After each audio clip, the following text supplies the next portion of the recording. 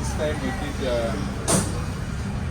did interviews with 7 unknown people who don't know about the business, and 5 known customers. Why did we do with the 5 known customers? We wanted to know if we can the get strategy, if we can retain them, and also the keep strategy and all that. We needed to know that. We continued with the 7 questions that we kept on asking, and at the same time, I used images, the company logo, to find out if the customers see what would come in their minds. But unfortunately, the learning point we had was all the 7 customers did not even interpret our logo. So that was a bit hard for us.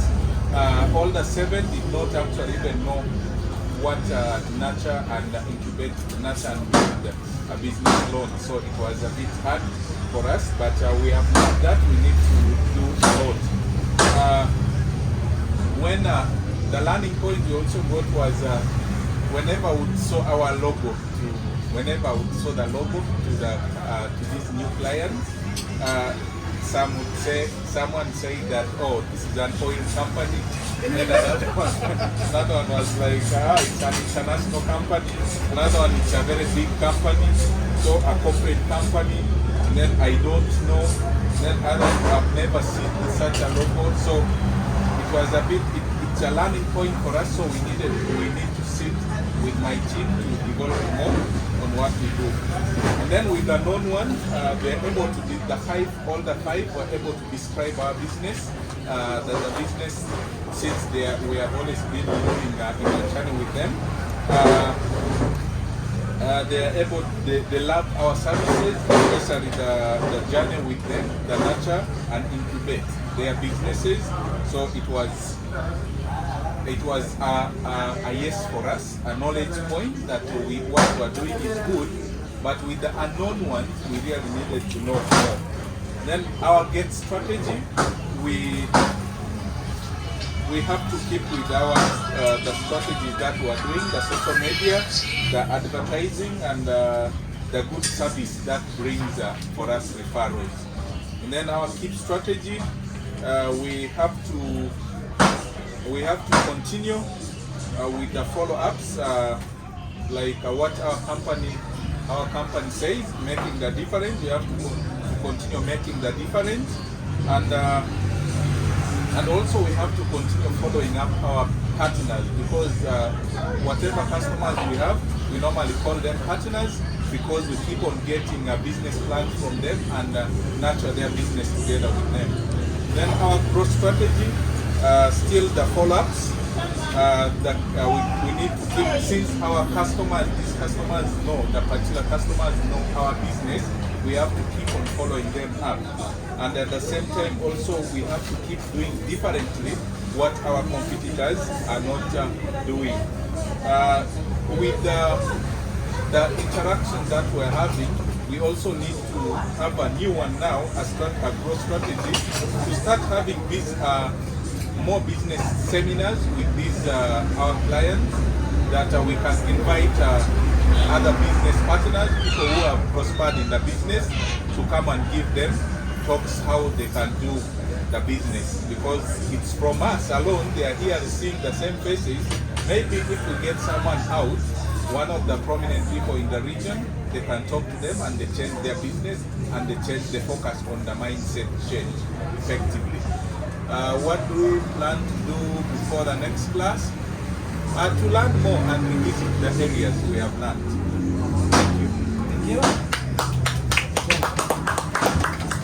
Yes, my name is Richard Lebantia of Lens Park. I didn't talk to many people. I only talked to, actually had a discussion with one of the farmers. And I learned one thing. Since farmers in the region here, West Nile, they don't have a clear season of production. And most times in the dry season, there are few farmers. So, but for me to maintain consistency in business, that means I need to have focus on irrigation.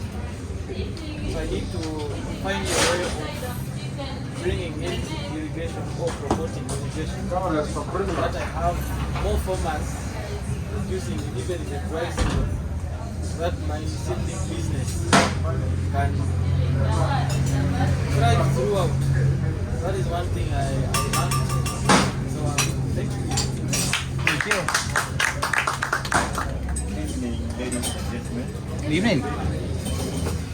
What I did is make people late.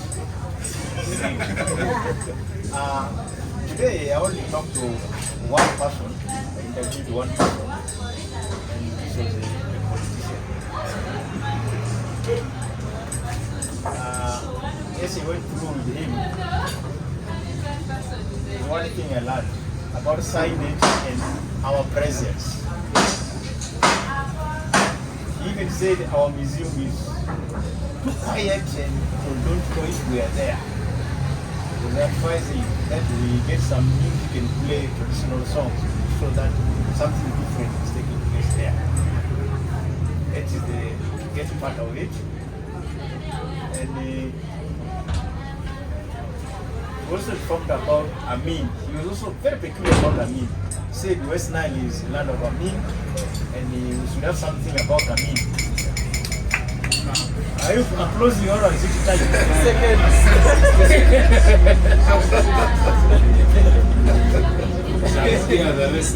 Next time. Yes. Yeah, it's about Amin, and that would make even the local tourists come to the museum, because very many people in this area of Arua don't know who Amin was. They were born when Amin was born. So, to grow, I learned that we also have to keep entertaining our visitors with clips, video clips, so that every time they come, they are sure they are going to see another clip, something new about culture. Thank you very much. Thank you. Good evening, members. Good evening. My name is Edward Na. Yesterday, I managed to interview only 2 people. On top of what I learned the other time, the new thing I learned here was farmers are willing to buy from where they can be helped to with market linkage. So if you are able to look for that market, you always go to buy their inputs from you. That's what I learned yesterday. Thank you. Good evening. My name is Rasanjan, and I study in aggregate. I managed to talk to 3 people, and these are smallholder farmers who come and buy like a kilo of seed or fertilizer, something like that. Basically focusing on our digital layaway system that we're involved in. And this system makes a transparent and easy way for these farmers to save, to be able to afford some of these expensive seeds that we sell in our shop.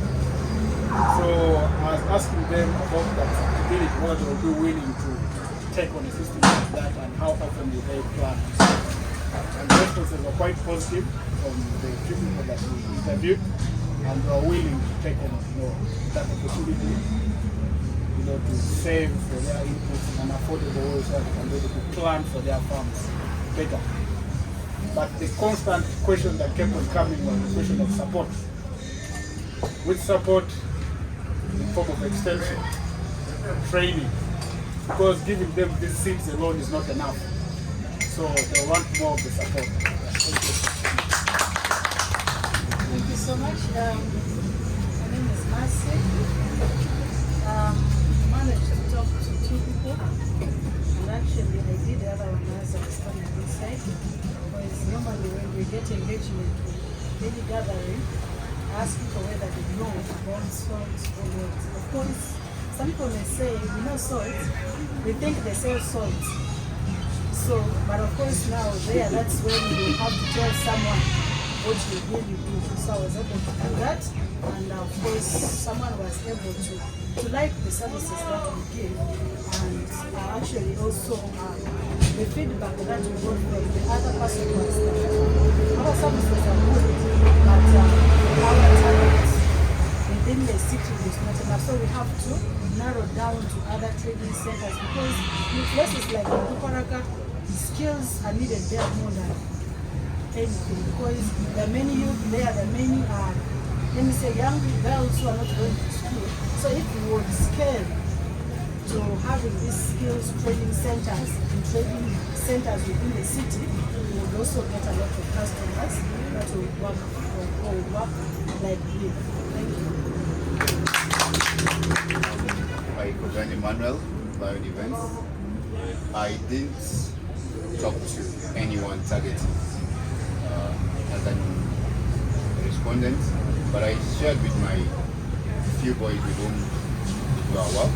A group of guys with whom we come together to do the operations. I try to ask them, what do they think we need to do to improve on the business we're doing so that we can retain our customers, improve on the service delivery, and also increase our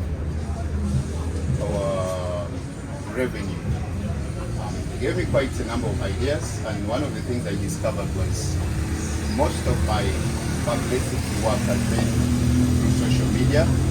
We've not actually gone down to meet the potential clients like in their offices, in the business places. Most of the leads I've been getting have been through the online. So that is an area I want to work on.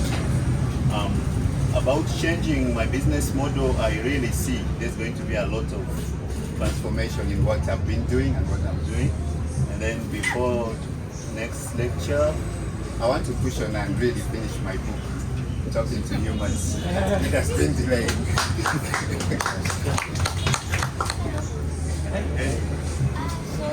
started by not becoming one, but I still learned a few things from observation. I learned that we need a system on how we respond to our mail. Sometimes one person sees the mail and doesn't respond to it, then it affects us at the time. And then also learned that we need to get our own means of transport. And the model canvas, our BMC, is definitely evolving. Yes. And I hope to learn.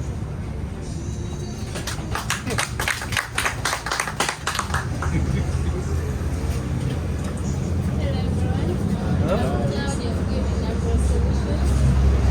My apologies, I didn't interview anyone. I had a tight schedule. I was planning so I did. Have you changed your business model? Canvas? No. What do you plan to do before next class? Actually, the process of reviewing the whole thing again in the segment so that I can expand by target. Thank you. Good evening, everyone. Good evening. To be honest, the last 3 days I haven't got time to sit on my anything in the work because I've been caught up with right now. I'm just on the field without anything. Just came back to class. I think I can't say much because right now there's nothing really I can't commit myself to life. Thank you.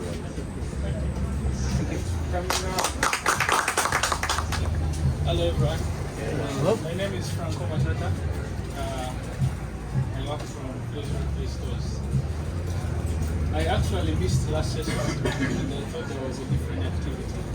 But I talked to some other person before Wednesday, and the person, after the discussion, the person asked for a specific color and design from my store. And it was something that I did not have. So he said for me to maybe get sales, I need to have a lot of colors and a lot of my designs so that we could choose from. That was something that I took positive from our conversation.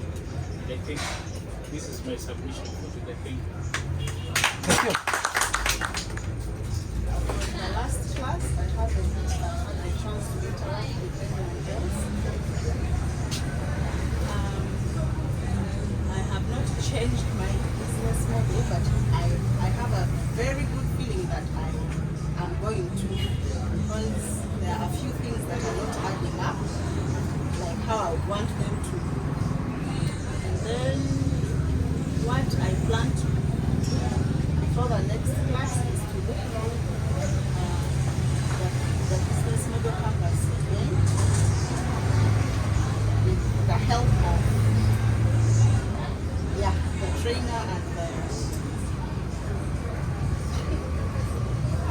the help of our trainer because I've also made some other discoveries about how I intended to work my business out.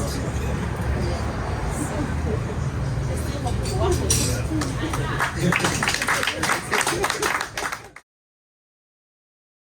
We'll go ahead and get into our money talk today. But before we talk about money,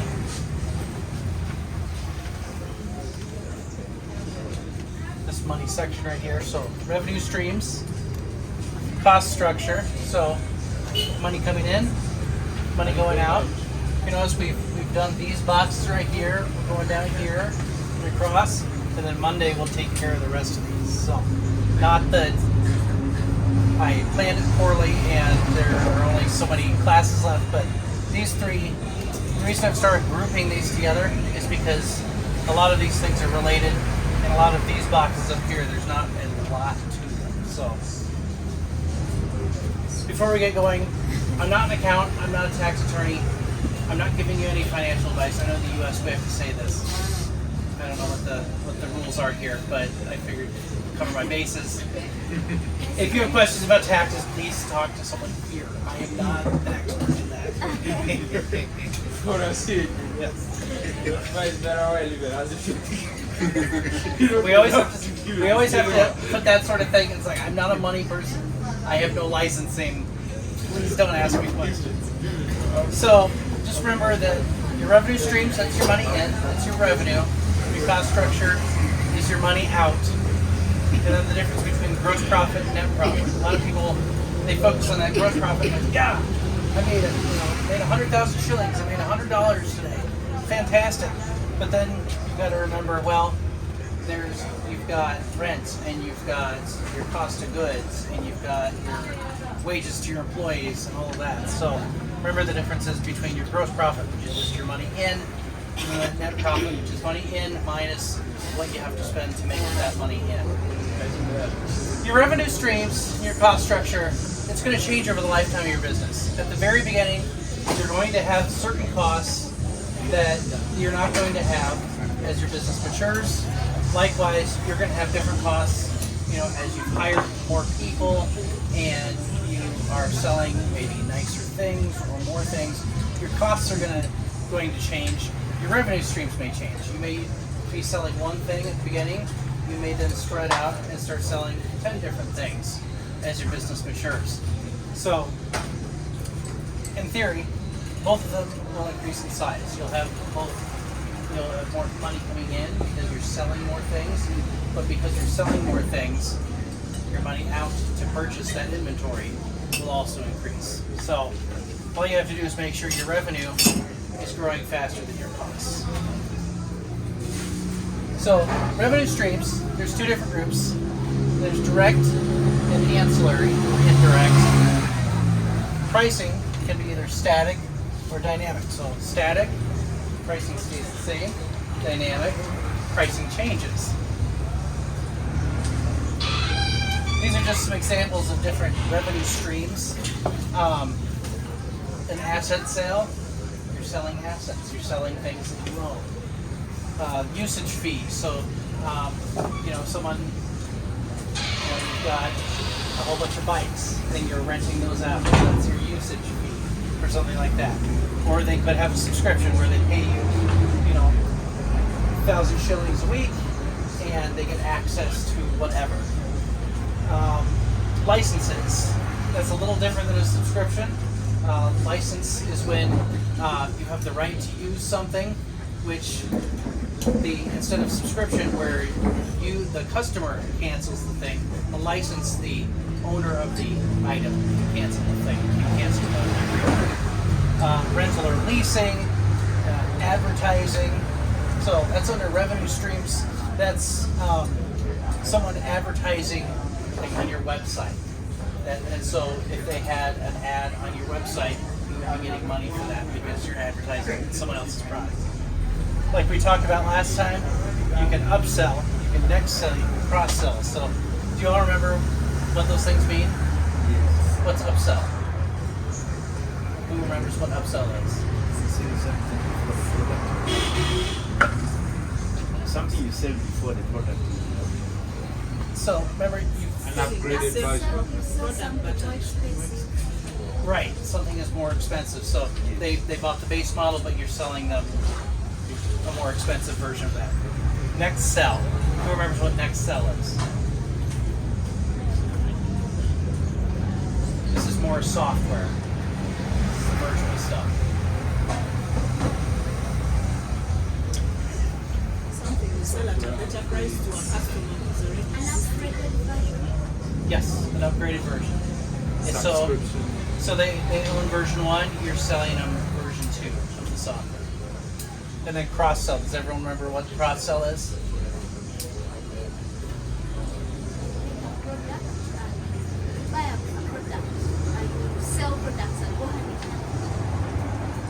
Related products. Yes, that's right. So selling them related things.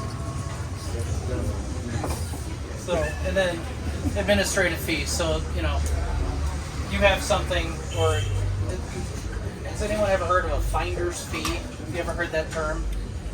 We don't have that. You don't have that here? It's the kind of, oh, I found it, so I get 10% of the, you know, the profit here. It's something we do in the United States. Basically, you pull a fee off of something just because you had a part in getting someone that profit.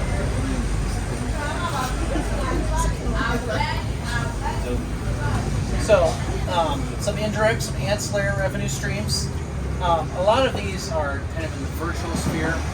The physical sphere, it's mostly just you're selling things that exist to other people who need those things that exist.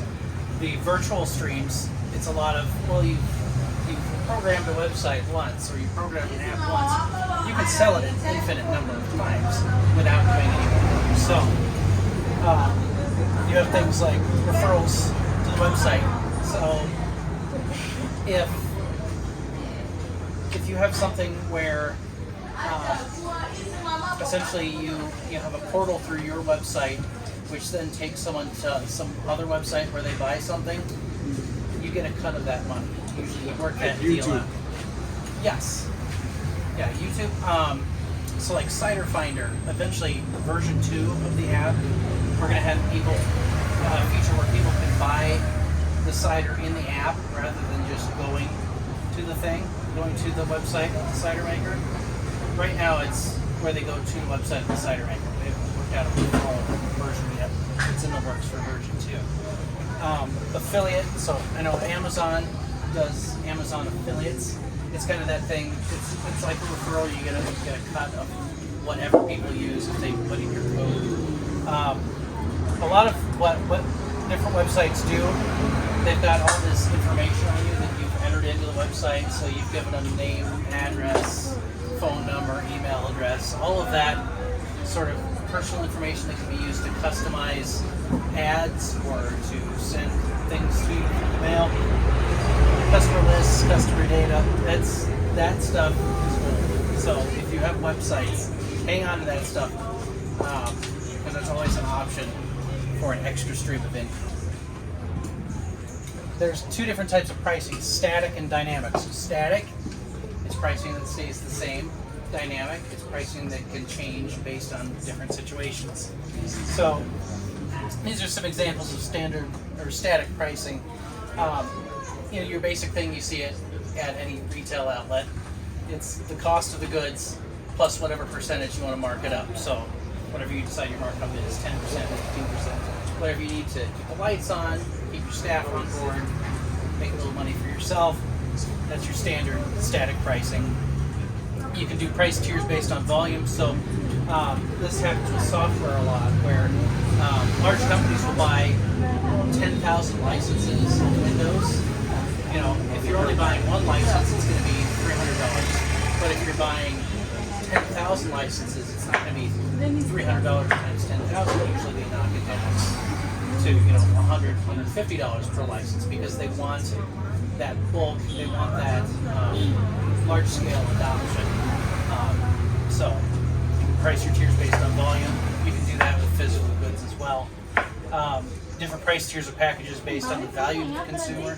So you can have your bronze level, your silver level, your gold level, whatever you want to call it. You can call it the, basic and deluxe and extreme. Doesn't matter what you want to call it.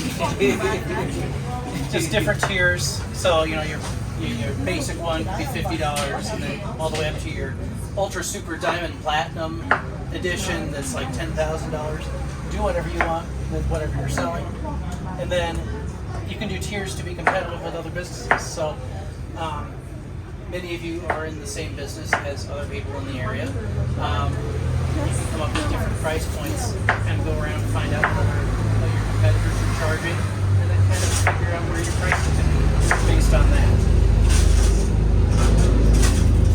So, as opposed to static pricing, there's dynamic pricing, which obviously dynamic is changing. So, negotiation. Everyone in here should know how to negotiate, how to haggle, how to figure out, and this is mostly with your suppliers, figuring out that cost of goods. So the lower you can get that, I know they're going to want more, you're going to want it to be less, so it's a matter of negotiating that. Auctions. So I don't know how popular auctions are around here, but in the U.S., we love auctions.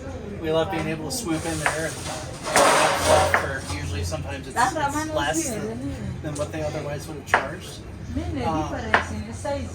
Supply versus demand. If there's minimal supply and there's a ton of demand, you're obviously going to be able to charge a little bit more money than you would if it were reversed, that there was a lot of supply and not a lot of demand.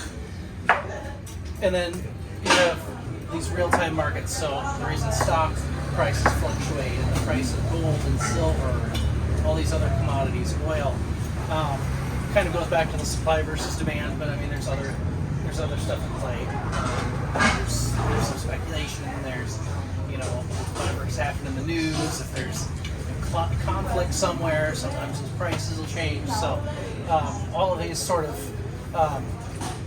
things can play into dynamic pricing, especially for your cost of goods. So take about 5 minutes or so, 5 to 10 minutes. You're going to figure out what your revenue streams are, what your pricing model is, and then if you think these are going to change over the lifetime of your business, or if they have changed over the lifetime of your business, because many of you have businesses that have been around for a while. So go ahead and talk to the people around you, and we will reconvene in about 5 to 10 minutes and discuss. Hello everyone. This is Claudia again. We're giving you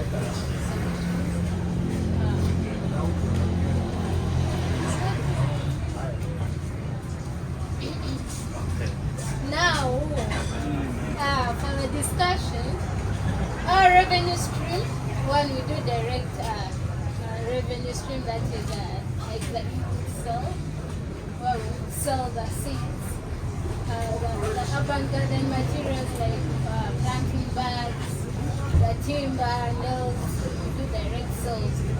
Then we also do upsell. It depends on the person. If you see you have the money, your price goes a little higher. And if you see this one really can't afford, you also narrow it down so the price. So that's how we do our upsell. Then usage fee. Sometimes things like the spray pump, we give it out. After use, you bring us the money. Like we rent it out per day. That is how we make our money. We also do the auxiliary revenue stream where we do referrals, like from friends, from somebody who has already seen the work on ground and refer. Then we also make ourselves from such a person. Then pricing module, we do both the static and dynamic. For static, we do the standard where we have the cost, the buying price, and we do a markup of 20%. Most times that is for our seat, and for the service too, like cost of the items, then we mark it up by 30% of the total cost of the items. That's how we make our labor. So and then we also have we also do the price tiers based on volume. Like if you buy in large quantity, we reduce for you at least. If you buy in small quantity, we keep it at that, at the 30%. So for the dynamic pricing, negotiation. If you have the negotiation skills, you can also benefit. But if we overpower you in negotiation, you lose it. Then you have the yield base where we have the demand and supply. The pricing also depends on that. When the demand is high, the pricing also shifts. Then when the supply is high, normally the price reduces because we're in a competitive market. So how do you think this may change over time? Yes, this is a business when we're looking at the general economy. And right now, fuel price is high, so we can't keep the price that we do the sale at low when things have changed. When fuel price goes high, that means price of other commodities goes high. Also taxes, revenue people are not good sometimes.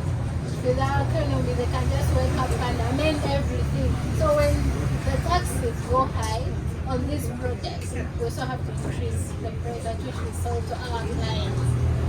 And then also supply and demand, vice versa, giving other factors most times.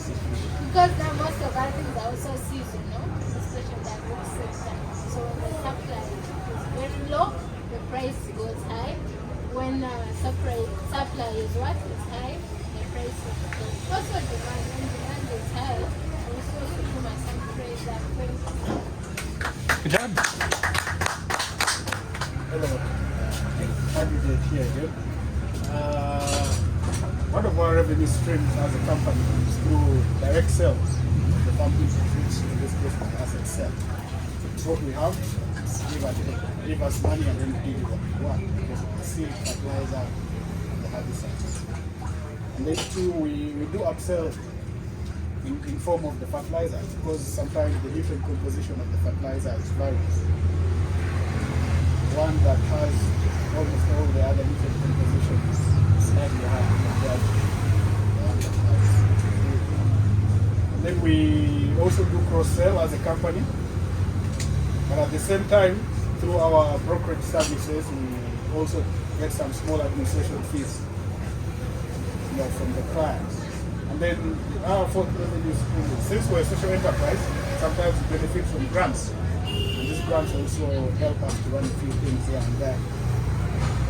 And then regarding our pricing model, we have a standard pricing model. This is based on cost prices, most of the things that really matter. And then we also do pricing based on volume. If someone is buying one, that price is different from someone who is taking 10 kilos of fertilizer. And then we also do the competitive kind of pricing whereby we do price surveys, how much our competitors charging, and then we slightly charge lower than them to be much more competitive in the market. And then we also do the negotiations with our clients, which of course some come and say, I have this, then we see what to do, then that also informs one of our pricing basis. And then lastly is the demand versus supply. Of course, when there is extremely high demand for a commodity and yet there are very few on the market, the price tends to go up. Case in point is the demand for glyphosate and fertilizers. We understand the fertilizer prices have been going up because a lot of money is chasing few fertilizers in the market. So the prices have been going very up, too up compared to these other things on the market. The same applies for glyphosate. Of course, the prices are also going up because there is very few glyphosate on the market.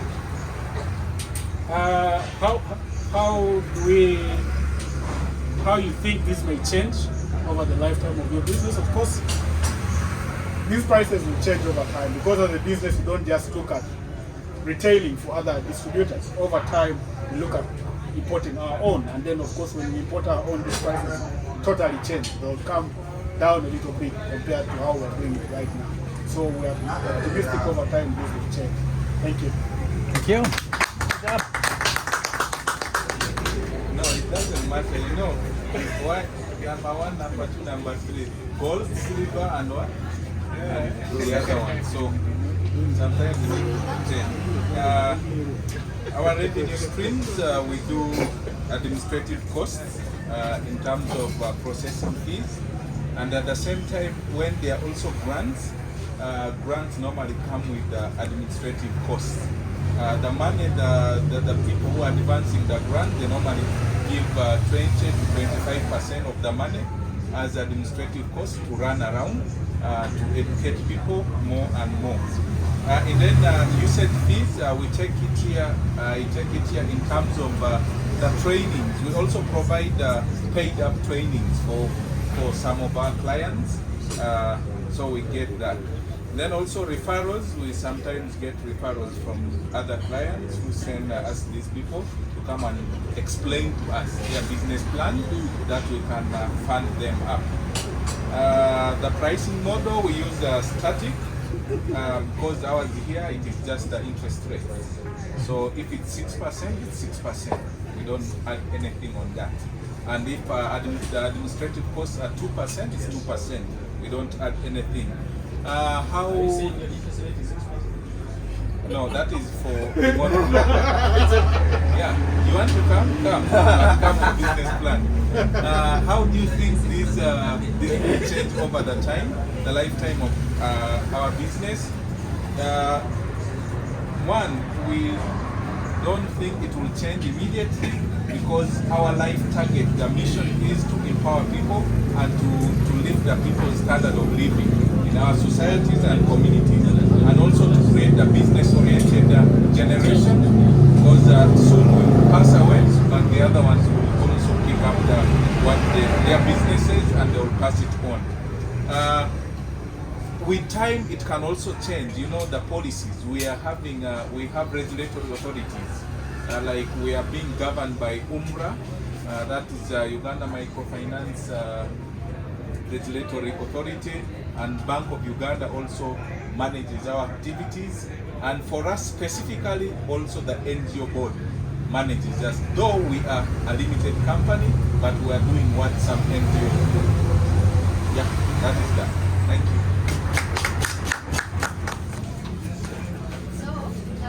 Our revenue streams, the first one is asset sales. Then the second one is subscription. We have some MOUs with some organizations. And then the pricing, we have a standard one. And then the best of level. And then we also price basis the community has. And then how we think it will change, because it will change as the company grows, and then also based on the inflation rate, because as the prices go high.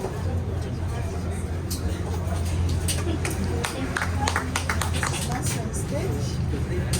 Our revenue streams, we have asset sales, and then of course the usage fee, because the trainings that we're offering are not totally free. There's a fee attached to it. Then at the same time, we also have administrative costs, because as we are implementing activities that are funded by donor, they always give us administrative costs. Of course, we also do subscription to the NGO board and other organizations that we can work together. That is another. Then of course our pricing model is standard.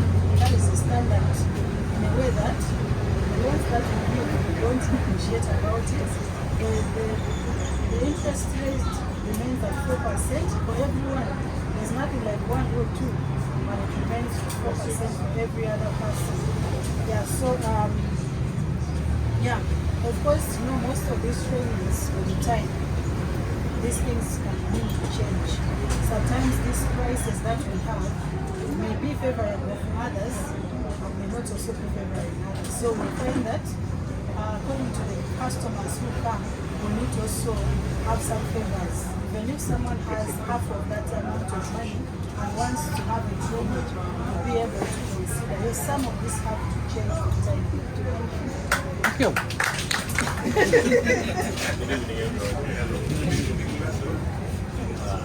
It's food crops. I'm not joking.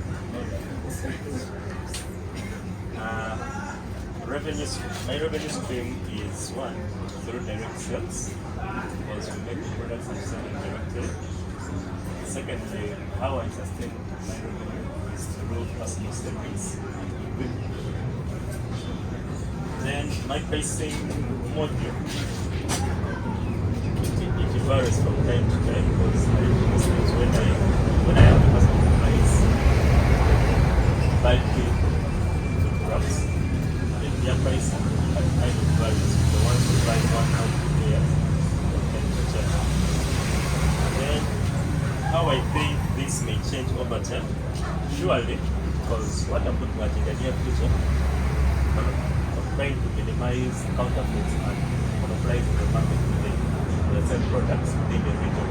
Because one thing is we want to get our own local shoes and spread them within the region so as to minimize counterfeits of shoes which come and not of the same quality of good qualities.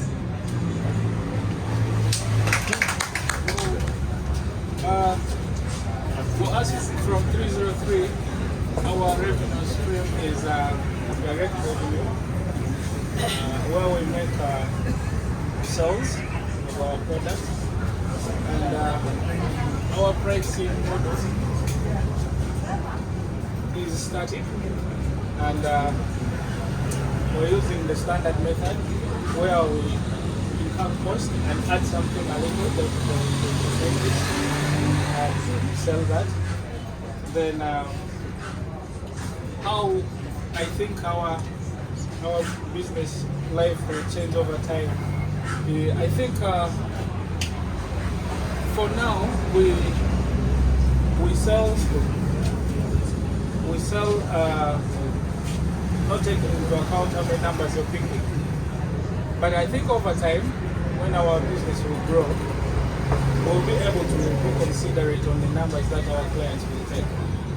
Take a bigger number, maybe we'll talk and say, we are reducing for you and this like this. So I think over time, that's how our business will run. Thank you. Thank you. So Isaac and mine is solar energy system. That's the business we do. So revenue streams are through direct sale of the system, the installation, and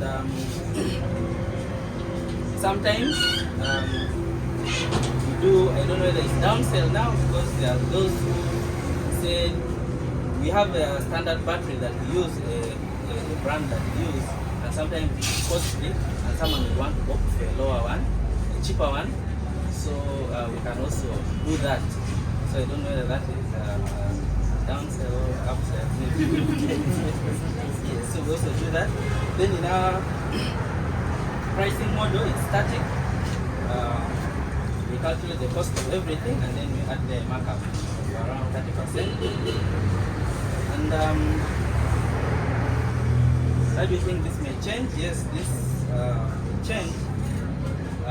The plan in future is if there is enough capital, we want to switch to revenue streams of getting usage fee, where we'll do the installation of the entire system for someone, and then they will have to pay for using the solar system, because the initial cost of investment is high, some people cannot afford. And then that means also the price, the pricing model will also change to price tier based on packages that will be based on the energy need. For someone who needs a lower energy need, then their package is smaller. For someone with a bigger energy need, then they will have a bigger solar system, so the price. Thank you. Our revenue streams, one, as itself, we sell seedlings. Then we also sell equipment that we develop, simple tools to farmers. Then there is usage fee. The farm hosts students for training, farmers, so they pay a fee to come and learn from them. We also get money through that. And then the rental fee, we have equipment for irrigation that we could hire out in the off season. So we also make money from that. And then referrals, since I'm an irrigation engineer, so there are irrigation companies that do work with me, they hire me. So at times the customers that I refer to them, they pay me also for some design that I make for them. So which I call like to that business as source of revenue. Then the pricing model, we have both static and dynamic. Under static, we have the cost based on volume.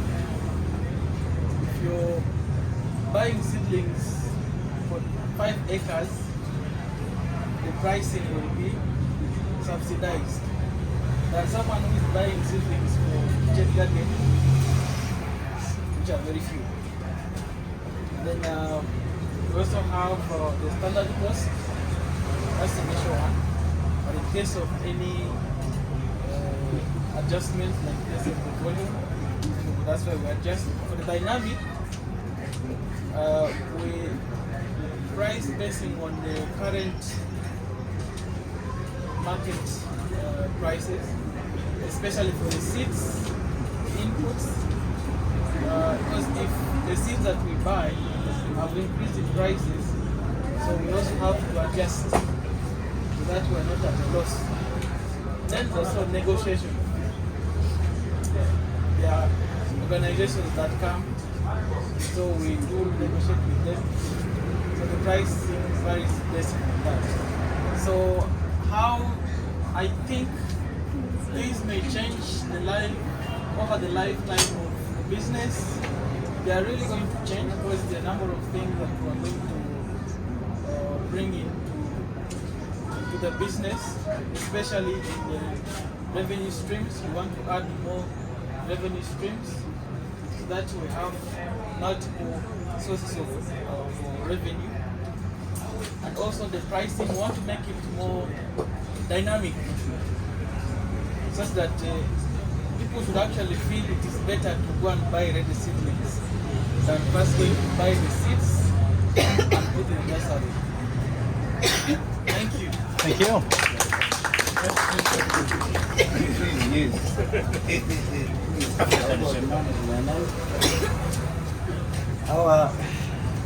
Our revenue stream is direct, and under direct we have asset sales. We buy stock, then we sell. Next one is upsell. If a farmer needs an OPP, charge you low price. But when you need hybrid, high value, you should charge the price. Then how we do pricing, we mostly use static mode. Under static is a standard. This one we buy seeds or chemicals from Kampala.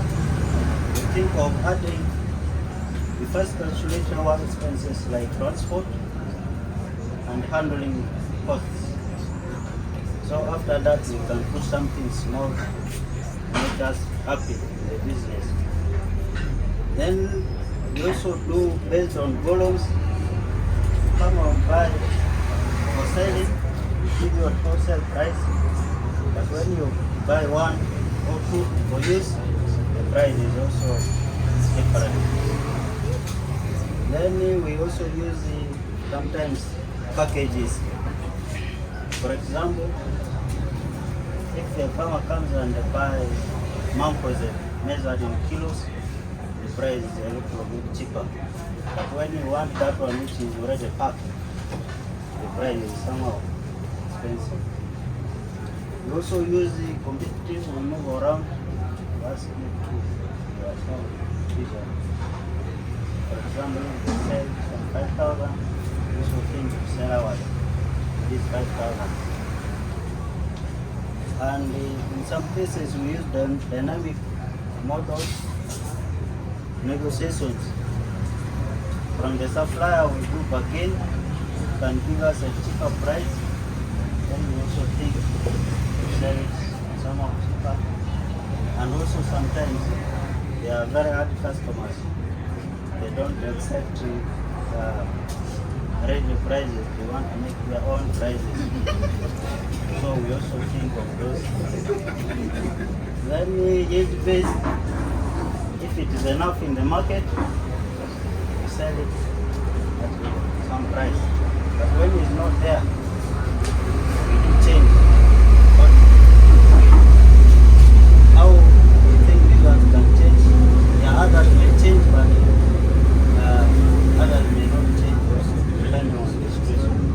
Thank you. Thank you. How many of you have heard of this term called net 30? Is this familiar?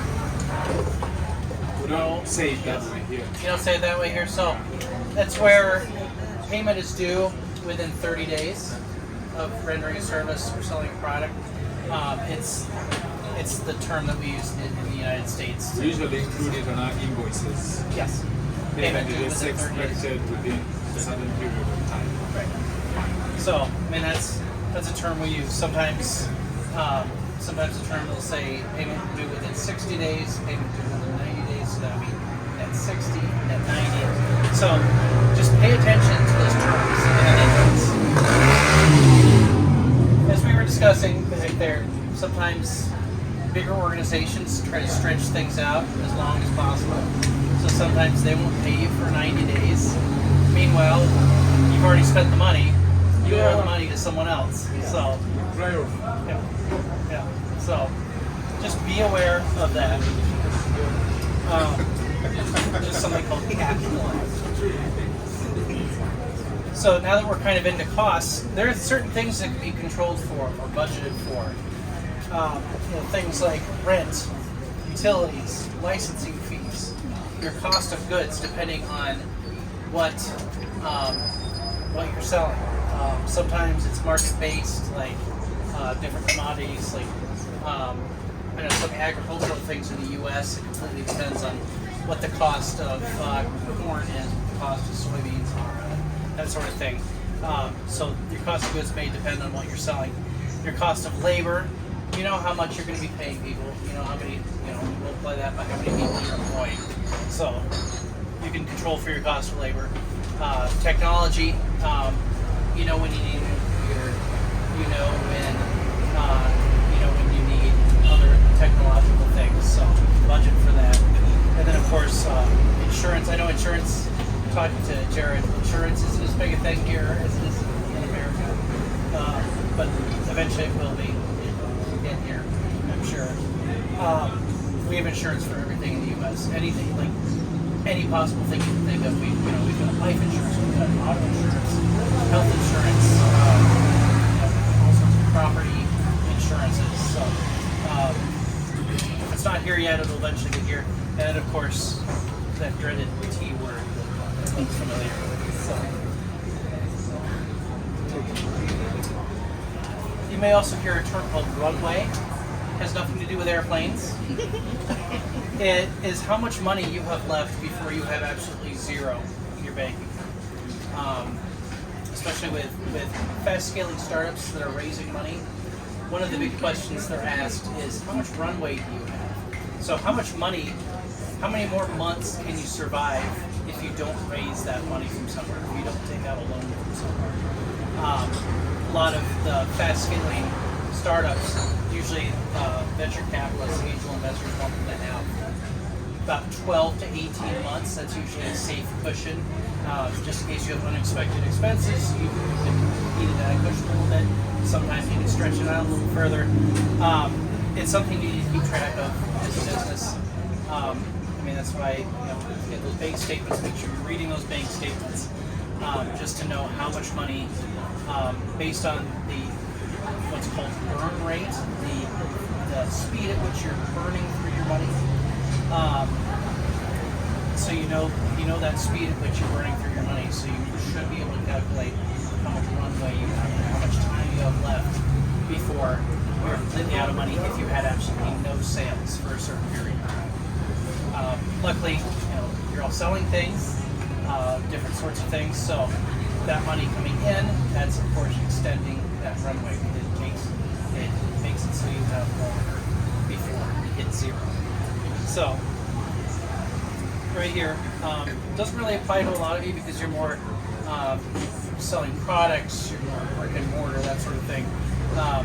Some of the big, high-tech startups that are raising all these different rounds of money,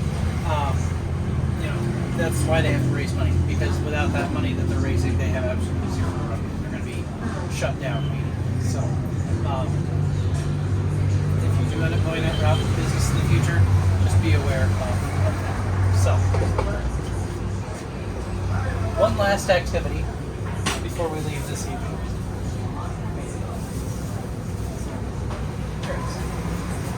So, I want you to get together with the folks that you're sitting by for about 5 to 10 minutes. You're going to talk about cost structure. What are you spending your money on? Yes. Just wanted to have a bit turning runway. Sure. Also, one, accountancy is different for how businesses start up here. Businesses that go through seed funding and all of that, that is still a very minimal percentage. Startups. It's not the majority of people. Yes, it's the very minimal percentage of startups that go through all that. Because for you, your ecosystem is already developed to a level that you already pretty much have a structured way in which a startup goes. Someone comes with an idea, they pitch the idea, have a seed round of capital from investors, develop it to a certain stage, have another round of investment, and so forth until take off stage. Here it's mostly you're struggling on your own until you figure it out. Until you maybe get a viral loop. Until you're lucky enough to get enough business coming to grow the business. So here, basically runway for businesses in this sense is out of the resources that you have as a business, that you currently have, how long do you think that the business can survive if it is not bringing any new money on the current resources that you have? How long do you think the business can survive if no new money is coming? So how long can it take you to be able to cover your regular expenses of the business to scale? That is the run. Basically, this is a reference to planes. The runway is only a short distance. You have to go for a certain distance, then you have to lift off. If you don't, you're going to crash. So, basically, how much runway do you have? Yes. I hope that makes it a little more. Yeah. So it's a matter of keeping track of how much money is coming in and how much money is going in. So everyone should be hopefully keeping track of that already. But if you're not, again, just like keeping track of your customer stuff, like we were talking about the last couple of sessions, just keeping track of what fixed expenses you have, what variable expenses you have, cost of goods, everything, and of course what you're bringing in. If you're not keeping track of that already, you very much should. So let's break into our groups, talk about what you're spending money on in order to make money, and do you currently know how much time your business has before that plane crashes? Hopefully the plane never crashes, hopefully it never goes off the end of the runway, but how much time do you think you have based on your current revenues and expenses? And if you don't want to share that, that's fine. That's okay. But just think about it for yourself. Mainly just kind of want to hear what your cost structure is. And, so why don't we take 5 to 10 minutes and go over that stuff, and I'll have people come up and share, and then we'll wrap things up.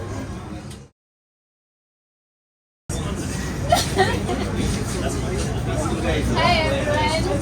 Hello. Wow, activity. One is the rent, electricity, labor. There are things that are coming members one time of like when you go to the setup. We also have salary for our full-time staff.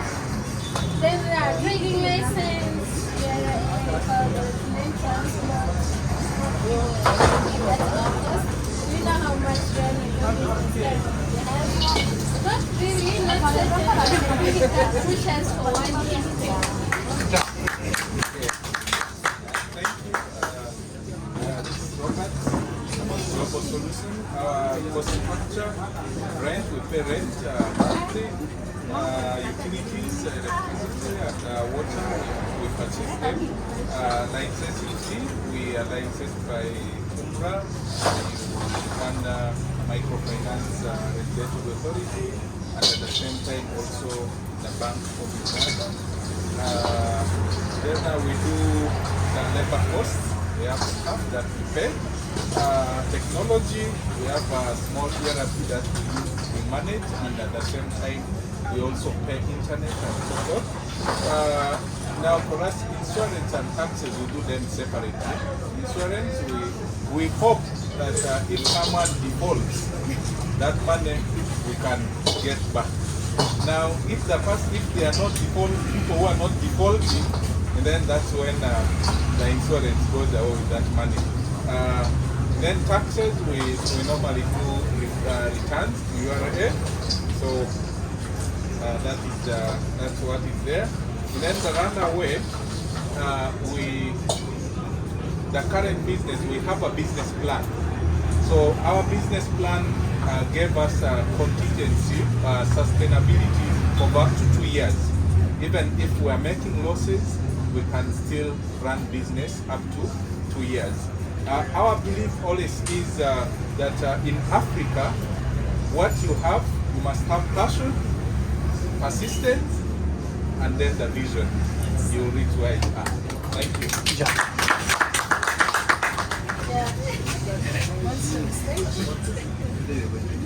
What we are spending money on? Yeah, we're spending money on rent. We have a payment of salaries to the staff.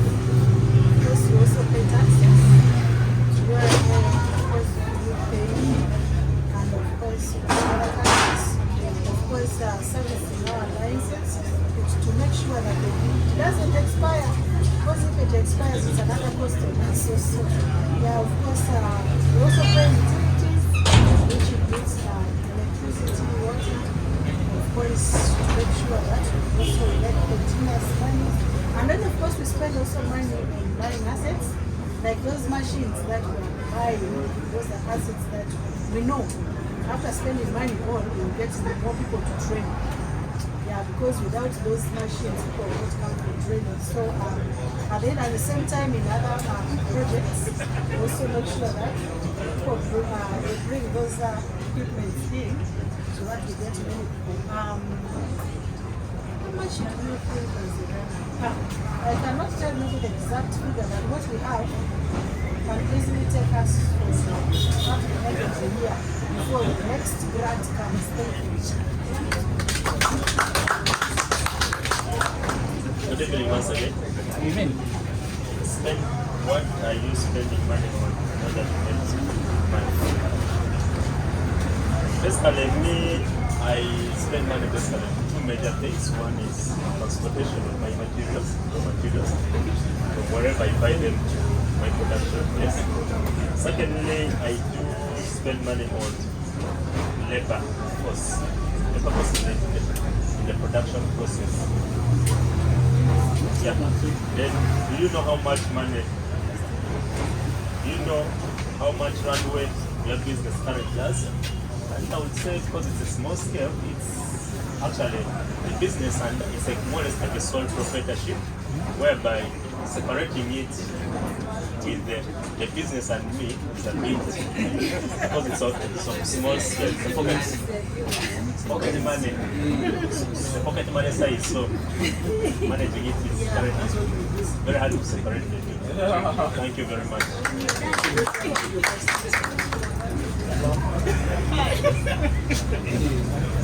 Business name of Super Limited. Majorly our cost structure. One, we need to spend on stock. After bringing stock, we need to go to the house where we pay rent. Then we pay the people working for us the money, the sales person. We also spend on things like electricity, because we have fridges to keep vaccines. We also have pay taxes and licenses. Licenses like the National Drug Authority, like my those ones involve traffic costs. Transport and handling costs of loading, all those ones we pay. Cost of maintenance of machines, cycles which we need to service every time. And so how much runaway is our business currently? Because we have some branches that from shut us too long and put us to maybe 6 months there.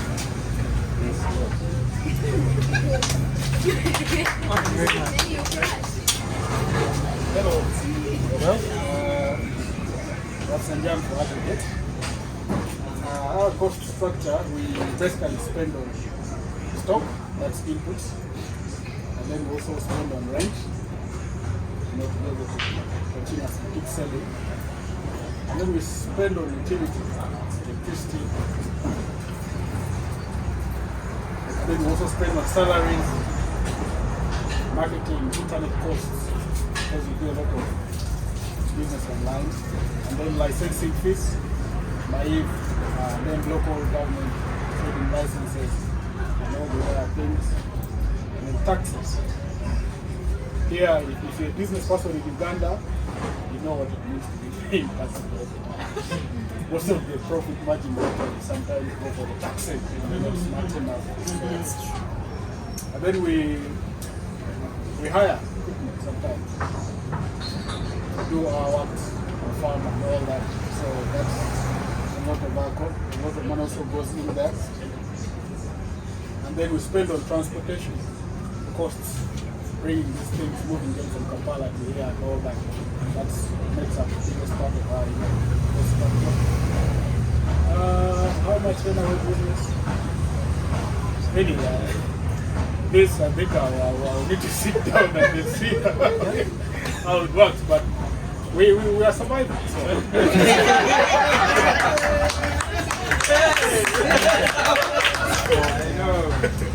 Money by community resume. We spend money on rent, wages, security, transport, license, airtime, stroke data, stock. Plus we were exempted from tax.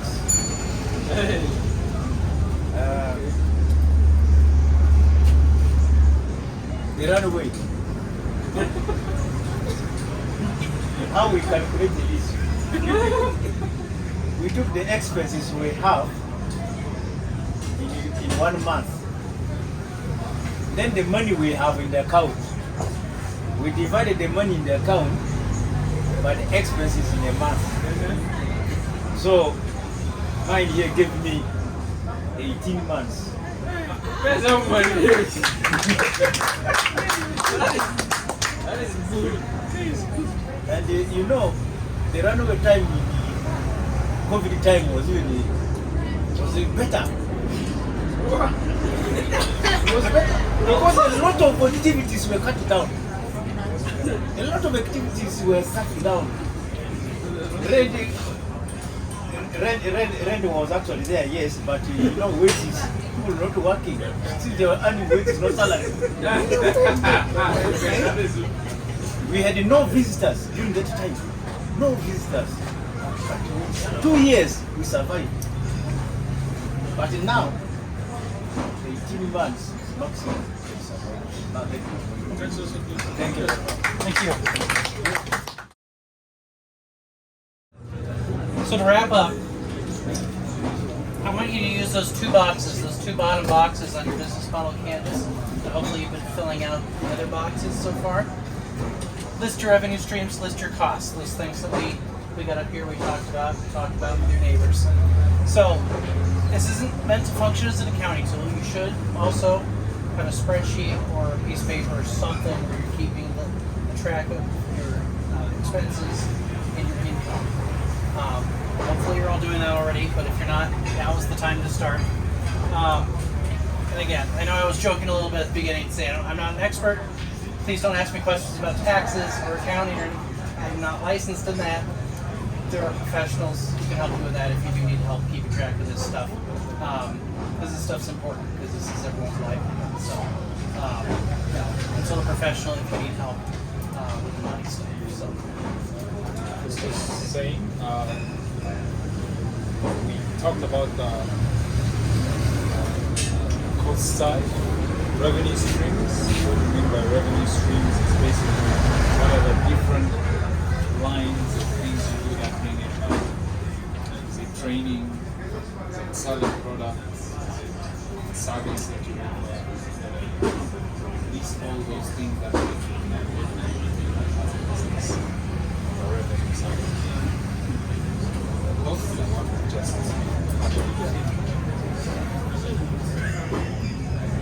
So, make sure you fill out those two boxes on the bottom. Those two bottom boxes on the business model canvas. So now we've gone over that. Keep doing your customer discovery interviews for next time. You've got all weekend. You should be able to get at least a couple in. We're going to give updates again next time. And speaking of next time, on Monday, that is going to be our last lecture of new stuff. It's going to be the last 3 boxes we haven't covered. Not because I didn't know how to cram it all into the curriculum, it's because these 3 boxes are really intertwined and they go really quickly. So one of them actually, I only have 1 slide on the next time, presentation for next time. So it'll go quickly, but it is a lot of stuff. So be prepared. Make sure you bring your folder with your outline. Get some notes on that. But it's going to be a good discussion next week. So that's next time. Wednesday of next week, it's the full review that we've gone over. And then a week from today is demo day. So let's have more information.